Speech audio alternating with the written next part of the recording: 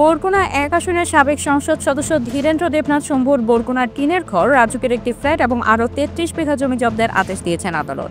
এসব সম্পদের মূল্য ৯৩,৮৩,০০০ টাকা দেখানো হলেও প্রকৃত মূল্য ২,৩৭,৪০,০০০ টাকা। একই সঙ্গে তার ১৬টি ব্যাংক হিসেবে ৫,৩৪,১৭,০০০ টাকা অবরুদ্ধ করা হয়েছে। পাশাপাশি একটি সঞ্চয়পত্র, ২টি এফডিআর ও ২টি গাড়ি অবরুদ্ধের আদেশ দেওয়া হয়েছে। বৃহস্পতিবার ঢাকার মহানগর দায়রা জজ মোহাম্মদ জাকির হোসেন গালিবের আদালত দুদকের আবেদনের পরিপ্রেক্ষিতে এ আদেশ দেন। দুদকের জনসংযোগ কর্মকর্তা আক্তারুল ইসলাম এ তথ্য জানান। এদিন দুদকের উপসহকারী পরিচালক খায়রুল হাসান এ আবেদন করেন। ওই আবেদনে বলা হয়, আসামি ধীরেন্দ্র দেবনাথ শম্ভুর বিরুদ্ধে জ্ঞাত আয়ের উৎসের সঙ্গে অসঙ্গতিপূর্ণ ৫,৪২,২০,০০০ টাকার সম্পদ অর্জন ও দখলে রাখেন। তিনি নিজ নামের মোট ১৬টি ব্যাংক হিসেবে ৪১,৯৩,০০,০০০ টাকার অস্বাভাবিক লেনদেন করেন। এই জন্য তার বিরুদ্ধে মামলা করা হয়।